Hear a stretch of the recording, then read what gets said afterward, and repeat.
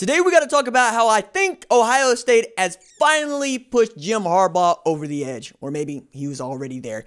And all that's coming up after the bumper. Don't be cornering me. Hold up. Time. You gotta help me with that corner shit.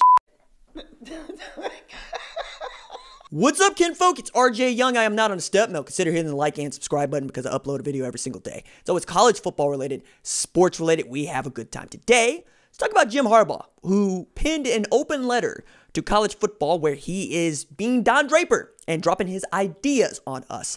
And I don't really have a problem with many of these ideas. I have a problem that they're coming from Jim Harbaugh to begin with, but we'll get to that in a second. Let's talk about his ideas for starters. So in this two-page memo a la Jerry Maguire, where it sounds like Jim Harbaugh sat down with a bottle of NyQuil, started typing, and then hit send. Probably ends up for him a little bit better than it did for Jerry Maguire, who got fired and found Rod Tidwell. Well, we're still waiting on Jim Harbaugh to find his Rod Tidwell because, among other things, he believes that his players, any college football player, should be allowed to declare for the NFL draft whenever they feel they're ready. Kind of like the college football or college basketball one-and-done rule. He wants undrafted players to have the opportunity to return to their schools. I feel like this is the Shea Patterson rule, all right?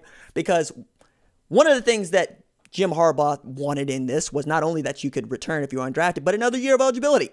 So instead of having 5 years to play 4, you get 5 years to play 6 or 5 or whatever it is that Jim Harbaugh thought was a good idea to really foist upon us all. But there's this paragraph that I need to read to you that really gets to the heart of this issue, which is there are early bloomers capable of competing in the NFL and earning a livelihood at an earlier age. The goal would be to create a scenario that makes adjustments for all current and future student athletes that puts the timeline for transition to professional football at their discretion and at that of their family. I propose an option that allows them to make the decision that is best for them. Jim Harbaugh, everybody, trying to look out for you and your kids.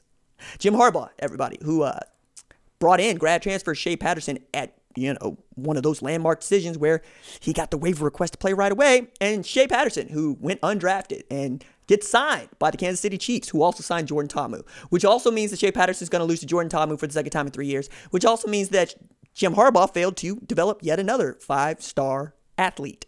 Jim Harbaugh, who has never beaten Ohio State as the head coach of Michigan and whose claim to fame is still starting Colin Kaepernick in the Super Bowl. It's good work if you can get it. Now, for the hit $7 million, they also not only get to support Jordan Brand, but they get more ideas from Jim Harbaugh. Oh, yeah. Here are some key points. Harbaugh agrees with the proposed one-time transfer rule that would allow a player to transfer once without having to sit out at his transfer destination. I like this rule too. I believe that the kids should have an opportunity to go to a new situation if that situation does not work out for them. Many opportunities come for college football coaches.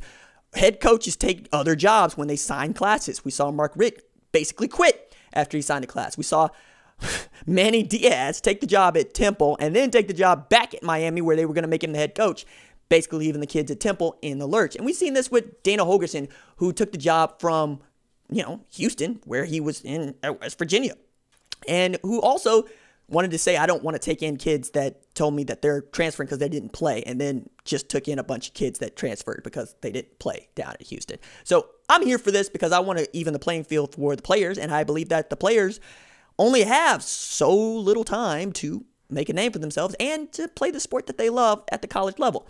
The next rule here that he wants to see is allowing 5 years of eligibility for the college football players. Presently, players are given 5 years to compete, 4 years eligibility. And a one-time, red shirt clause is in there for them as well. They can play up to 4 games in a season and keep their red shirt. I don't think you're going to get very far with this one, but I could see why it would benefit college football and benefit the NFL, which I think is one of the reasons why it might one day perhaps be a thing where you can allow college football players an extra year to play and develop. That's why this other thing is counterintuitive to the first thing, but let's get to this other thing. Eliminating the hard cap of 25 scholarships allotted for incoming freshmen and transfers each recruiting cycle. All right, first of all, it's not necessarily a hard cap. 25 is the number for most times. We've seen 26 commits get signed. We've seen 28. The matter of fact, the statistically greatest recruiting class of all time, the 2014 Florida Gators, had 28 commits in the class for a score of 324.62.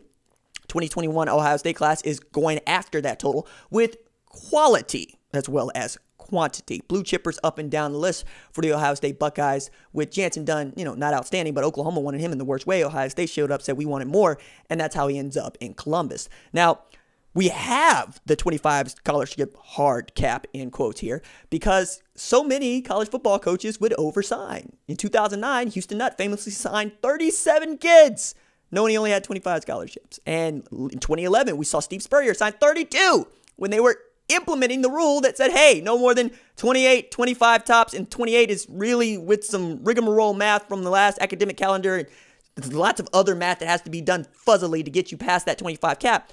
And we saw Nick Saban do it, right? And we've seen it be a problem because coaches will overpromise what they can deliver. And then they'll pull recruits' offers on signing days so that, they know what's coming.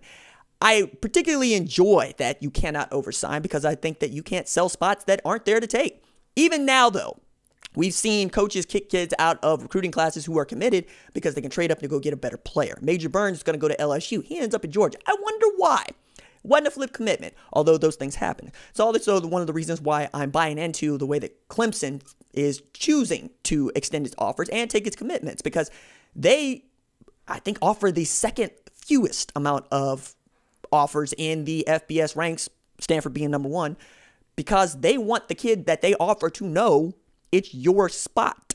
It also means that if you take that spot, you cannot take trips elsewhere. The idea here being, I'm not going to let you get a spot in my class so you can shop around for something else that might be a better opportunity and reserve your spot here. No, you got to be all in or not at all. And it's been working for Dabo, who's put together top 10 recruiting classes, top 5 recruiting classes, and won a couple of national championships in here, all while being the head coach at little old Clemson, right? Jim Harbaugh, though, needs to really focus on the task at hand. The task at hand is winning the game. And until you win the game, I can't take anything you say seriously because not only is Urban Meyer sunning you, and now it's Ryan Day who's sunning you. Like, you're the night and he's the day. And Michigan is now becoming a punchline annually in a very bad way. I mean, getting run up on, not just by Dwayne Haskins, but by Justin Fields, getting styled on when the dude goes out of the game, comes back in the game, drops a dime, rolling to his left to Garrett Wilson, true freshman wide receiver in the back of the end zone. It's a bad look for the jump man in Michigan because Harbaugh plays in the Citrus Bowl against Alabama, still gets beat by a second-string quarterback, third-string quarterback, depending on who you want to talk about. And yeah, he's able to put together these pretty good classes, but he also loses to Rick Black to Texas, of all places, who is kind of in that same tier of Michigan where you haven't done a whole lot, so I don't want to hear any ideas from you, but your Texas is a little bit higher on the rung now because Jim Harbaugh's out here giving ideas nobody asked for. What we want from you is to coach a football team that can beat Ohio State and or win a Big Ten championship game and or win a Big Ten championship. Otherwise, what are you doing at Michigan? Until then, keep your ideas to yourself. Go play football, go win football games, and shut up. All right, that's it for me. Deuces.